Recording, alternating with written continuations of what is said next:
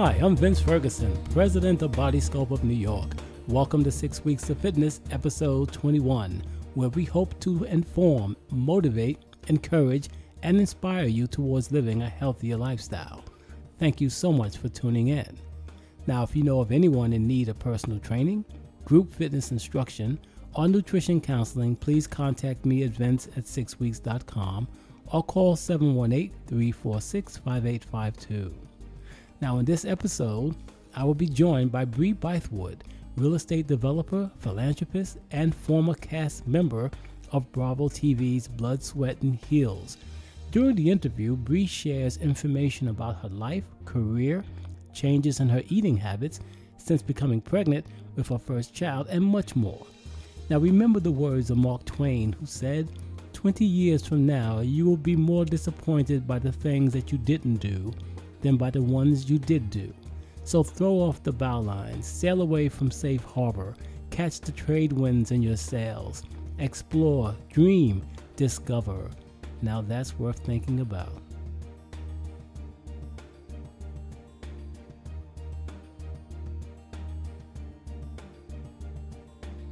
Welcome back to 6 Weeks to Fitness. Brie Bythewood is a third-generation New Yorker with an established reputation in journalism, real estate development, and marketing. Brie's passion is philanthropy, specifically supporting the arts and organizations focused on medical research for cancer and autoimmune diseases, as well as those with a mission for ending homelessness and poverty. She was recently seen as one of the cast members in Season 1 on Bravo TV's Blood, Sweat, and Heels. I am pleased to have Brie Bythewood on our program. Brie, how are you? After an introduction like that, I'm fantastic. How are you? I'm doing well, thank you. But you're such a wonderful person, and true to your word, coming on the show. Thank you, thank you, thank you. I am more than thankful towards you, so I appreciate it, and thank you for having me on your show. Now, first, I must congratulate you. Congratulations are in order. You're expecting your first child. How excited are you? I am so excited, and I think I have more smile lines on my face than I've ever had anywhere in my body. Like, I am cheek to cheek right now speaking to you, just thinking about the fact that I have a baby girl growing in my belly, and she's going to be here pretty soon. Wow, that is beautiful. Another young girl, another little lady in the house. Exactly. Now, any exclusives, though, you'd like to share, like, the name that you picked out for your little girl? You know what? I think all of the information that I have to share, that I'm willing to share, I think for the most part, I've probably shared all of it.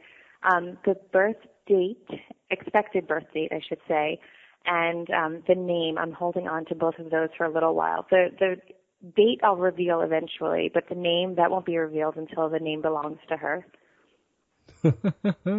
Okay, all right, so we just have to wait for that then. You'll have to wait for that little bit of information. I'm sorry, but some things a pregnant mommy just has to hold between her belly, and her boyfriend, or for others, husbands and fiancés. But yeah, we've kept very tight-lipped about it. Okay, all right, we won't pry it out of you then. I promise. Okay. But now that you are expecting, has your eating habits changed at all? Do you want to know what? They have. And surprisingly, they've changed for the better. I have always maintained a relatively healthy diet, but I would splurge a lot on, just random sweets and chocolates. And chocolate and candy were always my weaknesses. But I have to say, being pregnant, those are the things that I'm going to go ahead and blame it on my daughter and say she just doesn't like them, because my stomach turns at the idea of chocolate and candy. I just can't do it. So I have a healthier diet now, and consciously so to some degree, because I do realize that everything I intake is being fed to her. So yes. I'm very aware of that, and I'm very conscious. And sometimes I have cravings. I would love a grilled cheese. And my first thought is that's a lot of carbohydrate, that's a lot of fat. There's just unnecessary, there's no nutrient in that. So I will opt for something else, and I'll say, okay, well, you know what? Maybe I'll have a salad, and I'll put, cheese in the salad. And maybe I'll have croutons, because it's the carbs, there's the cheese there, but there's nourishment in that, that food and that dish. Excellent, though. Okay, so prior to being pregnant, you're saying your diet was not the best. My diet prior to being pregnant, it wasn't bad. It was just, Okay. I'm a person that I believe that you should eat what your body craves, not what your mind is craving, not what, you are craving, but your body Right. tells you. There are days that I know that I need something with salt. There are days that I know that I need something with sugar. I know when I'm feeling dehydrated. There are signs and there are symptoms, and the more you pay attention to your body and learn your body and the way it reacts to certain foods and just the level of nutrition you feed your body, the way your body reacts to that, you learn more in regards to your own behaviors and, the things you should eat more of, less of, and the things you should just avoid. So again, eating the things that my body craves, I'm very in tune with that and very, very regimented. But then there are the things that, I have my cheats where those are the things that I crave. So yes, I wake up in the morning and I crave chocolate. So I would wake up in the morning prior to being pregnant and I would have maybe 4 or 5 Hershey Kisses. And then I would go about my day. Now that's not a normal start to any day, but before being pregnant, it was the start to my everyday. Okay. So you're more conscious now what you're feeding your body because you're feeding for two. Yeah, exactly. Exactly. And, you're feeding for two, and it's easier to gain unnecessary weight. And Yes. once the baby is born, I do realize that you drop a lot of that weight, but you're still Yes. at risk for so many other things. I mean, gosh, I was even tested twice, for gestational diabetes. There's so many things that you don't think about. I never really considered that as being an option or something that I, may ever have to worry about. And thankfully, it came back negative, but the pure fear that that's something that I could be, introducing into my daughter's life and, into my own future, it's pretty terrifying. So you wake up and you realize that you've been given this beautiful blessing and, Yes. beautiful blessing by me saying that I'm talking about my daughter, but at the same time, we all have to remember every single one of us has a beautiful blessing, and that's the fact that we wake up, we're breathing, and we have life. So we just beautiful. need to cherish that a little bit more and pay more attention to it because it's that old adage that, you don't know what you've got until it's gone. And when your Yes. health fades, you wish that you paid more attention to it and you wish that you had done a lot of things differently. And by that time, it's just too late. Yes. Such wisdom, dear Brie. Such wisdom. Well, thank you. Thank you very much. That is so cool. I mean, really, I can listen to you all day. Well, listen, on 6 Weeks of Fitness, we like to encourage our listeners to eat healthy and exercise because we feel that this is the best way to prevent or reduce the effects of chronic diseases like heart disease and diabetes and hypertension and cancer. It's so important. So eating healthy is the way to go. And I know you said that you listen to your body, and you know what? That's the most important thing. If you're in tune to your body won't steer you wrong, Yeah. But the thing is to feed it what it needs. That's the key. Yeah, feed it with abuse. And then another way to think about your body too is think of your body as a friend. If you were sitting in a room with a friend and there was no conversation and there was nothing to do, you would both be bored. So when you're sitting at work and you're doing something, but your body is just sitting dormant, that's your friend, and your friend is bored. So give it an activity. Do leg lifts under your desk. Pick up some objects, with your, hand and do some arm exercises. Get up and walk around the office. Stretch your legs. Get some activity. Go out for a walk on your lunch break. It doesn't take a lot, but there are ways that we can all improve, our habits, our days, our bodies, and our health. And it's, it doesn't take a, huge effort. It's something just simple, just every day. And they say 30 minutes of exercise every day is enough. I mean, I'm not going to the gym, but I do walk. I walk like crazy, and I leave for my lunch break, and I go for a brisk walk. I take the stairs when I walk up and down the subway.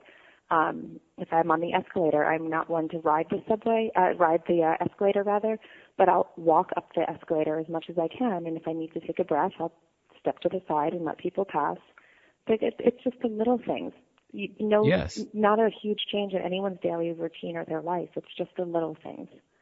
Yes. And I was going to ask you about exercise. So it sounds to me like you get it. Exercising is important. Just the mere fact that you move your body on a consistent basis. Exactly.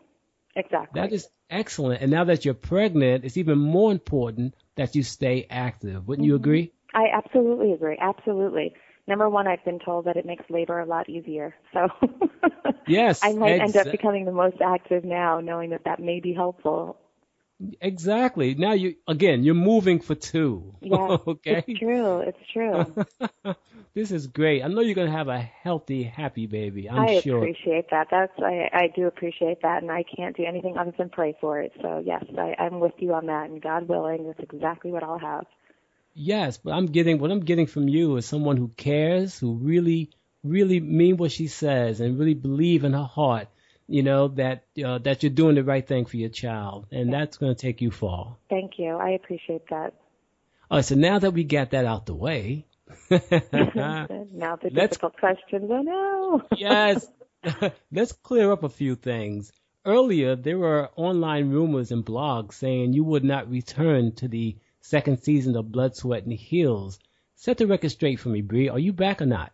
No, I'm definitely not going back. I mean, gosh, I knew that long before that was ever revealed. And the interesting thing about that is, it wasn't Bravo that revealed that. It wasn't me that leaked that information. It was someone. I don't know who that someone is because they were, Right. it's interesting. I'm a very straightforward person, and I'm a very friendly person and a kind person. If I have something to say, I will always attach my name to it. I don't hide between, anonymous, statements. When there is a quote from Brie, it has Brie Bythewood at the end of those quotation marks. This individual has no name, no face. They just have opinion and, improper statements. So it's unfortunate that anything like that would be published. Yes. It didn't come from Bravo. It didn't come from me. I don't know who released that, and it's unfortunate that they would release it in such a nasty manner because, their words were not all truth. So Yes. it's an unfortunate circumstance, but the only truth of that is that I am not returning. I am focusing on being a mommy, and that is going to be my new focus. That's even more important, though. Yeah. You're bringing a life into the world, okay? Exactly, and I don't need to be, bringing it into a setting that is going to, put my child in, front of a camera on, a show where people may be judgmental. I'm not looking for judgment because I don't believe that we're placed here for judgment. I believe we're placed here for the better, the better good. And yes, I just yes, it's not my energy, so I'm not returning. And I do wish everyone that's involved with the show, much success and much luck. yes. I will, certainly tune in when I'm able, when I'm not on baby duty. I will, I'll tune in and see what they've all been up to, but it's just not, it's not me. It's not a right fit. And I think Bravo and I both came to terms with that and agreed on those terms. Okay, no, well said, well said. Will you still be in touch with the cast? Oh, absolutely. Yeah, there's no bad blood. I am in contact with, we all follow each other on Facebook, Twitter, Instagram. We like each other's photos. We call each other. We text each other, some more than others. But Yes. There's not a single member of the previous cast from first season. There's not a single member that I would feel uncomfortable to reach out to or would ignore their call if they reached out to me. Wow, that's special, Bree. That says a lot about you, Oh, thank you. being a wonderful person. It really does. But I know there were some issues on the show between Geneva Thomas and Melissa Ford. Do you know if the cast was able to work that out? You know what? I have no knowledge of anything in regards to the show. I really have stepped away from that, so it really is not anything that I know anything about. I will say that I did reach out to Geneva and I did reach out to Melissa separately, but I reached out to both of them after I, read, and that's how I found out. Same way everyone else did. I read about it, that there was an altercation, and I reached out to both, just letting them know they're on my mind, they're in my thoughts, and I hope that they're both doing well. I hope they can work through this. But I have no idea what started this, where it stems from, what the end result will be. I have no idea. I don't know if it will be on the show. I am clueless. I know as much about it as you do. And, okay. But yeah, I really am not a cast member. I don't have any involvement with the show, so no idea. So you've moved on. I have moved on. I do have another project that I'm working on. It is also television related. Good. But I'm unable to speak about that right now, but I am in contract already, so perfect. Stay tuned. Exactly. Everything will unfold. Everything will unfold after the baby is born. We have that agreement in my contract, so I at least have a tiny little bit of time before we've got to move forward the new program. Exactly. Well, when one door closes, another one opens up. And this is a wonderful one to have opened. It's a beautiful thing. Exactly, exactly. But now on Blood, Sweat, and Heels, it was common for, our viewers to see you wearing some very high heels. But now I don't think you're wearing high heels right now because of the pregnancy, are you? You know what? It's funny because people have asked me that, and I keep saying, no, I'm still wearing my heels. But then I'm looking down at my feet, and that's not true. I'm absolutely in flats right now. But I do, if I go to an event or I'm going out to dinner or something, I definitely put my heels on. But for the ease of comfort of just walking around the office, and I do a lot of back and forth and running to meetings and stuff during the day, just for the sake of safety. I like to make sure I have my flat shoes with me, and Yes. so I'm enjoying my time in flat heels for now, flat shoes for now, but I will be making a quick return to high heels. Yeah, because we know that you have a love for fashion, I do, and I have a closet full of it. So as soon as I can return to my my previous body size and my comfortable feeling being in high heels, I'll be right back there. Okay, so it's hard to stay fashionable when you're pregnant, right? You know what? It's funny. It's actually been a lot of fun because it's actually it's not as difficult as I thought it would be. It's not been that difficult, and I've not had to purchase any maternity clothing yet. But I'm pretty close to the end of pregnancy, so I imagine I don't think that I'll have to end up purchasing much maternity clothing or any at all. But I've somehow managed to survive just wearing loose fitting clothing and making it work for me. It really works for you, which is a good thing. That's excellent. It really is. Because, naturally, you are really well proportioned there, Brie. And so now that you're pregnant, you're carrying most of your weight in your stomach. Yes.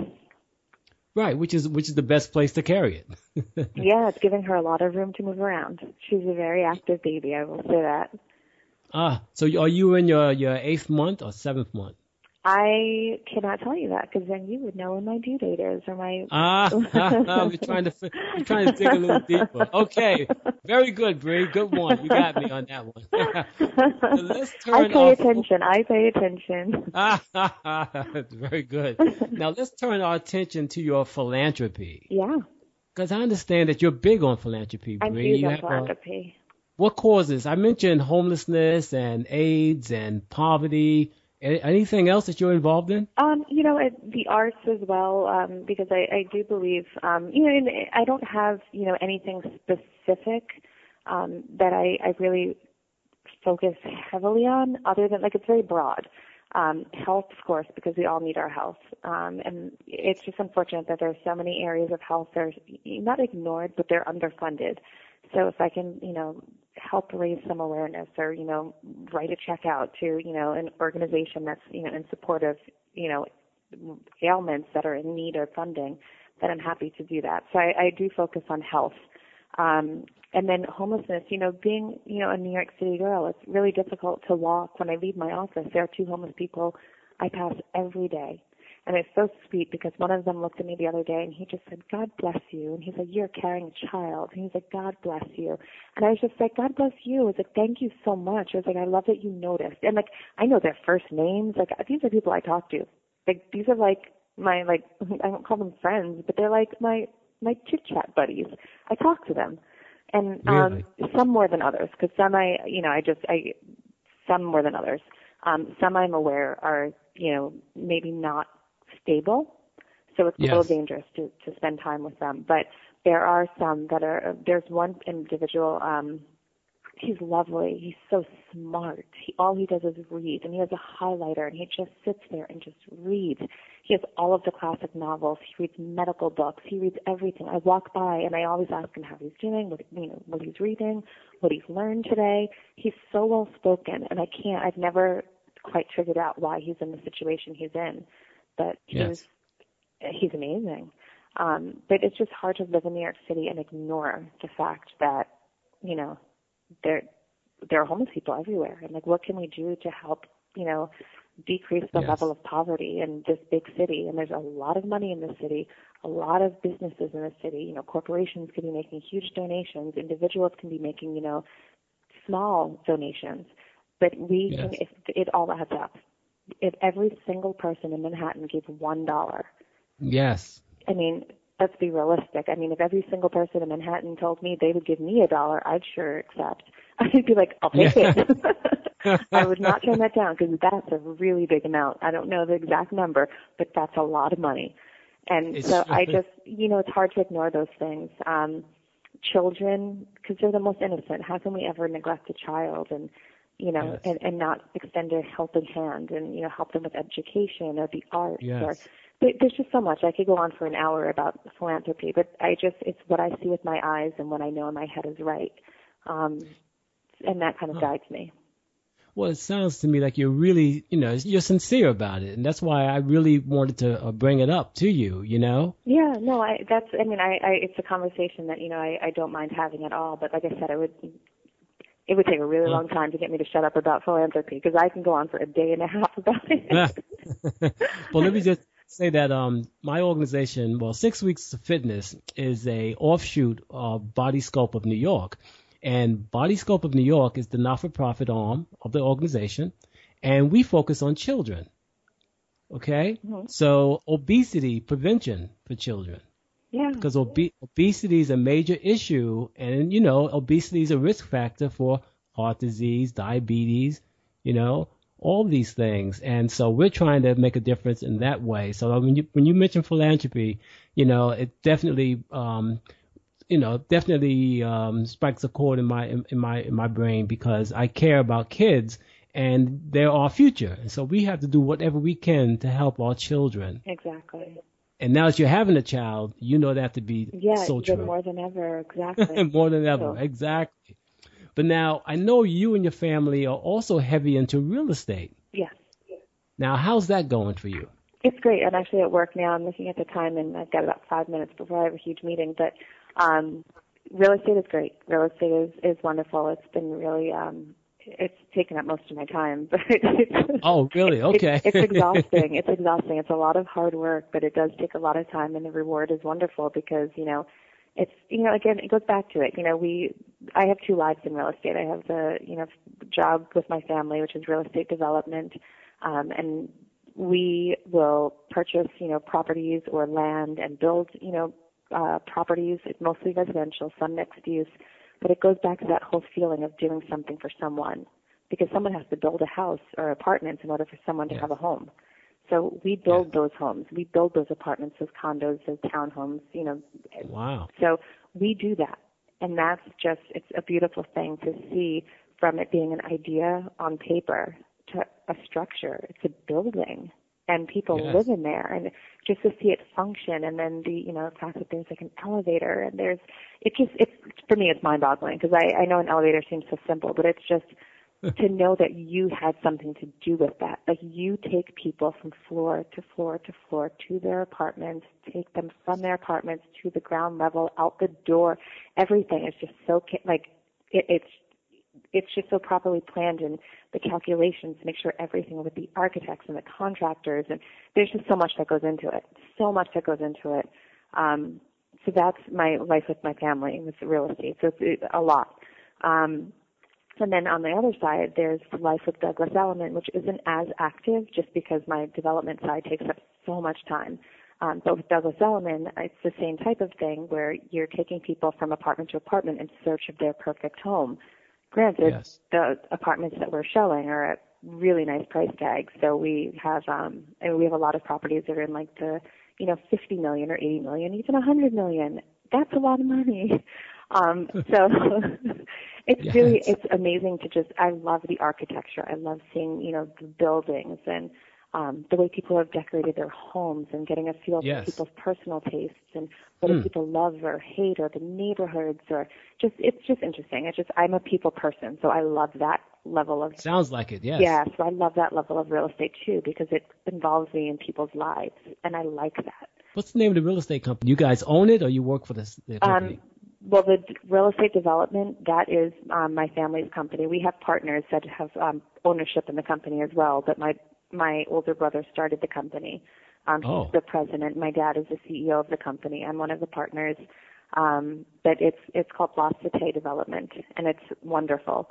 And then Douglas Elliman is the real estate like brokerage agency side that I work with. Yes, I've heard of Element. Definitely. Yeah. Mm-hmm. Definitely.